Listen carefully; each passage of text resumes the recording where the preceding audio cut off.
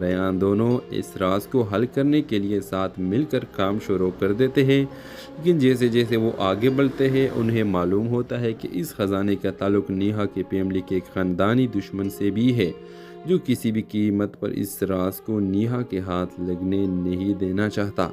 उस drama serial में नेहा की जस्तजू, अयान की माजी के राज और सारा की छुपी हुई हकीकतें एक सनसनी खेज अंदाज में सामने आती हैं।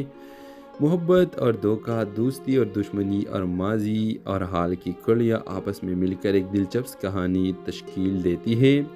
व्यूअर, सागर के राज एक ऐसा ड्रामा होगा जो नाजरीन को हर किस्म तजस्सुस और जज्बात के समंदर में गोता जन रखेगा। क्या नेहा अपने वालिद की गुमशुदा राज को हल कर पाएगी? क्या वो अपने ख़ानदानी दुश्मन से बच पाएगी? और क्या अयान नेहा के लिए सिर्फ एक साथी है या इसकी ज़िंदगी में मोहब्बत का नया बाब लिखने वाला एक शख्स भी? व्यूअर्स, इस ड्रामे के हवाले से आप अपने राय के इजहार लाजमी कमेंट करें, साथ में हमारा यूट्यूब का चैनल सब्सक्राइब करना मत भूलिए। So thanks for watching. अल्लाह हाफिज़। हेलो व्यूवर्स, कहानी का आगाज़ एक छोटे साहली गांव से होता है जहां नेहा अपने वालिदा सारा के साथ रहती है। नेहा एक ज़हीन और निडर लड़की है जो हमेशा अपने वालिद की कमी महसूस करती है। इसके वालिद जाहिद कई साल पहले एक तूफ़ानी रात में सागर में गुम हो गए थे। नेहा के वालिदा कभी इस बारे में बात नहीं करती और यही खामोशी नेहा को मज़ीद तजस्सुस में डालती है। एक दिन नेहा को अपने घर के पुराने संदूक में अपने वालिद की एक डायरी मिलता है।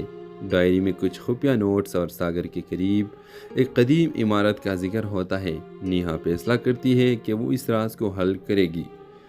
जब नेहा इस कदीम इमारत तक पहुंचती है तो वह उसे एक पुरस्कार शख्स अयान मिलता है जो दावा करता है कि वो जाहिद के माजी के बारे में सब कुछ जानता है। अयान नेहा को बताता है कि जाहिद एक आम आदमी नहीं थे, बल्कि वो एक कीमती ख़जाने की तलाश में थे जो समंदर के तह में छुपा हुआ है।